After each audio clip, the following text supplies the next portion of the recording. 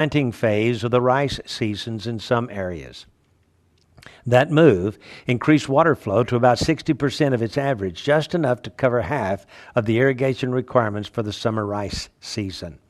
Though Turkey has agreed to keep this up and even increase it, there is no commitment binding the country to do so.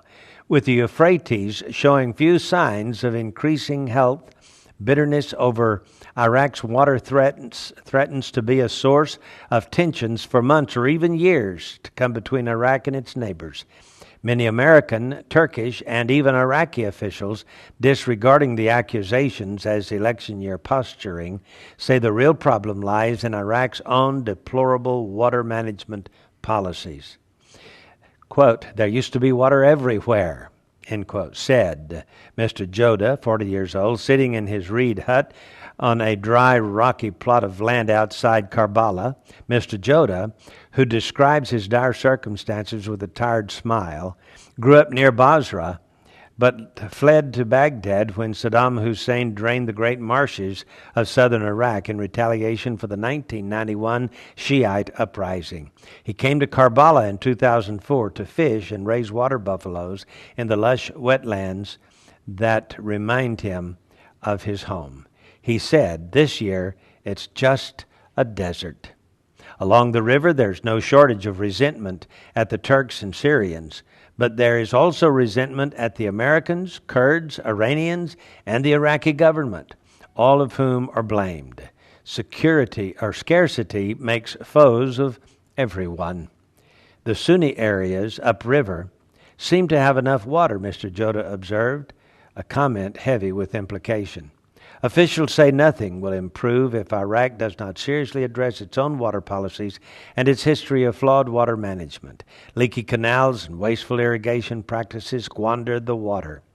And poor drainage leaves fields so salty from evaporated water that women and children dredge huge white mounds from sitting pools of runoff. On a scorching morning in Diwania, Bashia Mohammed, 60 years old, was working in a drainage pool by the highway gathering salt. Her family's only source of income now is that its rice farm has dried up, but the dead farm was not the real crisis. There's no water in the river that we drink from, she says. Referring to a channel that flows from the Euphrates, it's totally dry now and contains sewage water. They dig wells, but sometimes the water just cuts out and we have to drink from the river. All my kids are sick because of the water. In the southeast, where the Euphrates nears its 1,730-mile journey and mingles with the less salty waters of the Tigris before emptying into the Persian Gulf, the situation is grave. The marshes there that were intentionally reflooded in 2003, rescuing the ancient culture of the marsh, Arabs, are drying up again. The sheep graze on land in the middle of the river.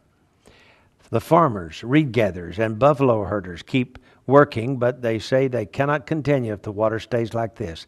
Next winter will be the final chance, said Hashem Khalid Shiha, a 73-year-old farmer who lives in a bone-dry village west of the marshes. Quote, "If we're not able to plant, then all of the families will leave."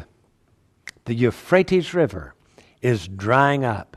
Of course, back 20 years or more ago, when the first dam was built, or the first series of dams were built in Turkey on the Euphrates River, they began to cut off the water flow.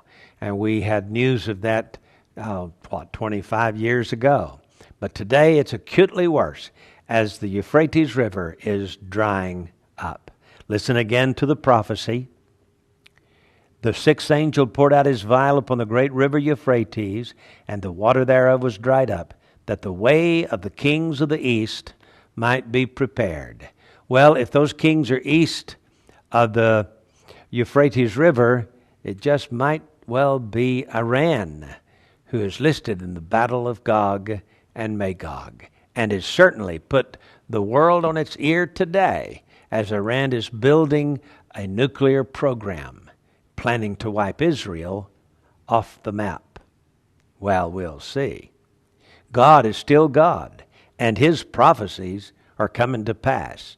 So says the Bible. Hey, so says the New York Times. Wow.